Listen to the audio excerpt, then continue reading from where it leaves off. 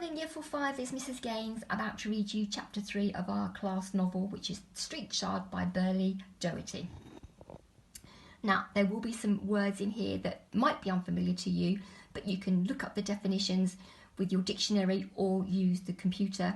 Send them back to us and that will earn you some extra rewards on Marvellous Me. Here we go then. Chapter 3, Rosie and Judd. Mrs. Jarvis used up a lot of her remaining strength that morning. She led the children away from the slums where they had lived for the past year, down street after street, until they came to a much quieter part of town, where the houses were big and stately. She leaned against some railings to rest. Emily sat down next to her, anxious for her mother. "Now you've got to be good," Mrs. Jarvis said to them. "I'm going to take you to the house where I used to work, only you must be good. Promise me now." "Ma, course we'll be good," Emily said. Mrs. Jarvis nodded. "Yes, you're always good," she said. "That's one thing I did right." In the window behind them, a finch sang in a tiny cage. It only had room to hop from the floor of its cage to the perch, and down again. Hop, hop, hop, up and down. "Listen to that bird," said Jim. "They only sing when they're on their own," Emily told him. "He's singing for a friend." "Poor little thing," said Lizzie, "trapped in a cage." "We'd better go on," their mother said. "I'm going to take you to see the only friend I've got in the world. Rosie, she's called. You've heard me talk about Rosie at the big house." The children nodded. It was a long time since their mother had worked in his lordship's kitchen, but she still had stories to tell them about it. "And if Rosie can't help us," she sighed, "nobody can." Emily helped her mother up, and they moved slowly on, pausing as the carriages swept past them. When they reached the big house at last, Mrs. Jarvis was exhausted, and she sat down on the steps to rest again. The children gazed up at the tall building. "Is this where we're going to live?" asked Lizzie. "It's too grand for us, Lizzie," said Emily.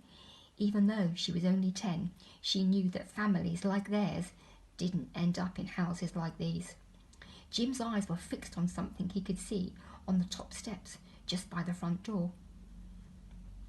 It was an iron boot scraper, and it was in the shape of a dog's head.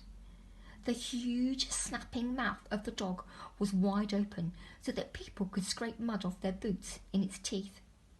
"I'd never put my foot in there," he said. "Not even with Lizzie's boots on, I wouldn't. It'd come snarling down at me and bite my toes right off." When their mother was rested, she picked up her bundle again and she led the children down some steps to the basement of the house. She sank against the door, all strength gone. "Be good," she murmured to them. She lifted the knocker. They heard rapid footsteps coming. Mrs. Jarvis quickly bent down and she kissed both girls on the top of their heads. "God bless you," she said. Emily looked up, suddenly afraid. She was about to ask her mother what was happening when the door was opened by a large, flowery woman in a white pinafore. She had the sleeves of her dress rolled up so her arms bulged out of them. Her hands and her wrists were covered in dough, and as she flung her arms in greeting, Jim could see that her elbows were red and powdery. "Annie Jarvis," the woman gasped. "I never thought I'd see you again." She hugged her, covering her with bits of dough.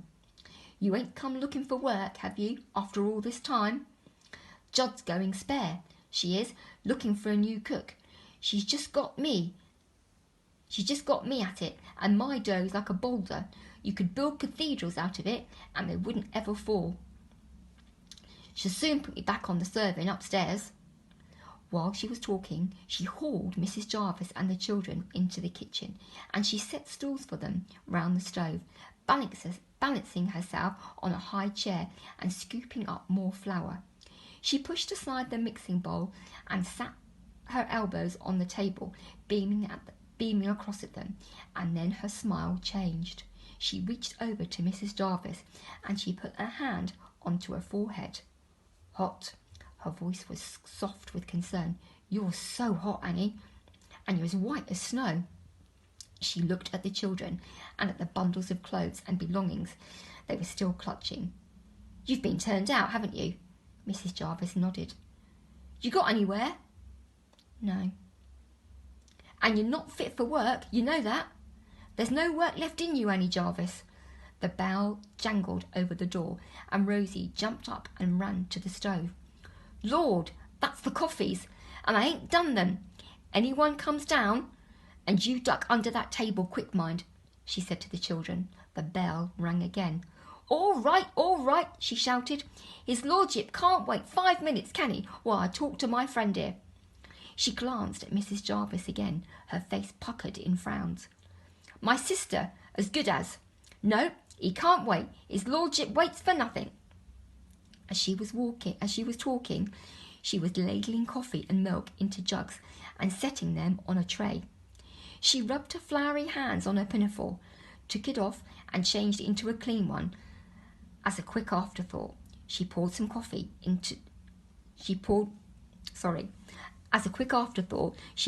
of the coffee into a cup and edged it across the table towards Mrs. Jarvis. "Go on," she urged. "Take it for all the good bread you've baked for him." She ran to the door with the tray rattling in her hand. She paused to